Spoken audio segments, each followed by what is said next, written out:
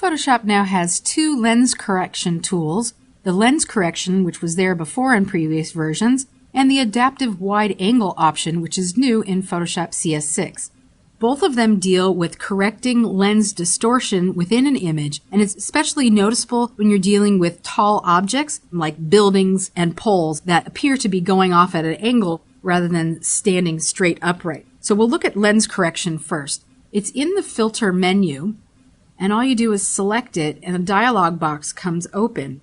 By default, it should automatically detect the lens that was used to create the image if that particular lens is in the profile already loaded into your version of Photoshop. Now, there are a lot of profiles already loaded in, but if you can't find your particular images in the preset, you could plug in your camera make and model and choose even the lens model and then select a profile. Now, in this case, the camera model, it's identifying it as a Nikon D40, but the profile wasn't available, so we're using a Nikon D90 that has a similar range compared to the original camera settings.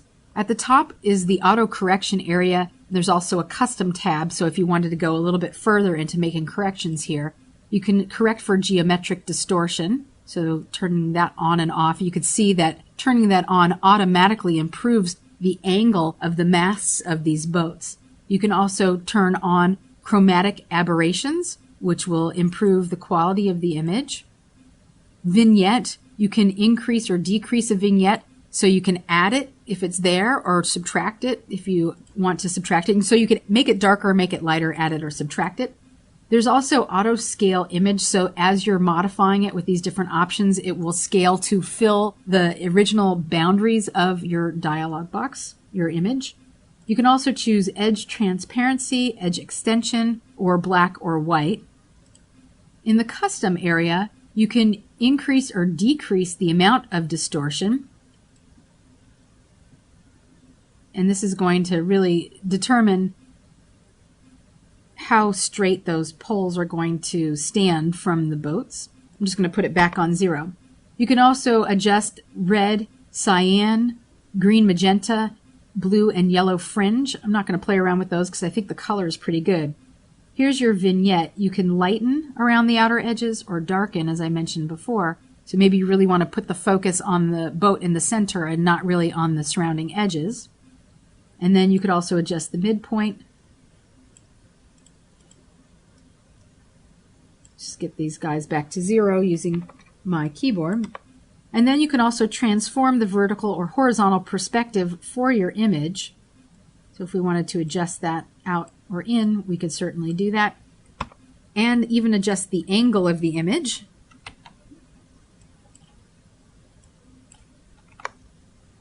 Let's put this guy back to 0. And when you have everything the way you like it, you'll click OK. Now this correction, there's the before, there's the after.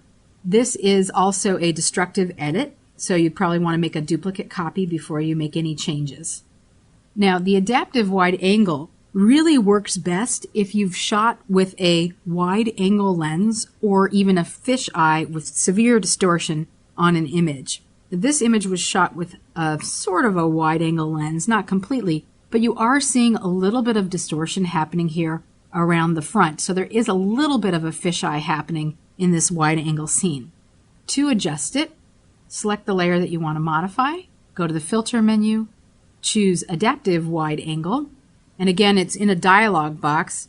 Now here is where you can adjust the angle of the distortion and have Photoshop auto-correct for you. Before I show you some of these little tools up here, I want to show that you can modify the scale so you can bring it in and out. You can modify the focal length. Decreasing it makes it more fisheye. Increasing it tends to straighten it out a little bit, but you can only go so far depending on the original image. And then there's this crop factor, which would determine where your image gets cropped relative to the adjustments that you've made above. There's also fisheye, so if you had a fisheye lens, you would choose that one. There's auto, and then there's full spherical. Now it's looking for a lens, so if it doesn't automatically detect what lens that you're using, it will give you a little alert to help you work your way around the dialog box. It's not perfect, but in this case it is detecting the Nikon D40 that was used to shoot this image. Now with this cursor up here, you can create a constraint line by clicking and dragging in a line to try and adjust the curvature. So I could click, and notice as I'm dragging, that line is sort of curving along with it. So it's detecting that there was a wide angle or fisheye used, and now it's straightening based on that detection. You could then scale the image up and crop it off so that it looks nice and clean. Or maybe you would leave everything as is and then just do your own cropping.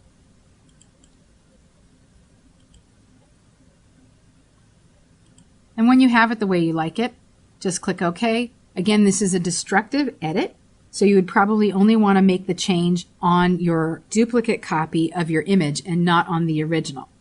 So here's another example of before, a bunch of people at a concert, and here it is after. We've just adjusted it down so that there's no curvature happening towards the bottom of the screen. Everything is nice and clean.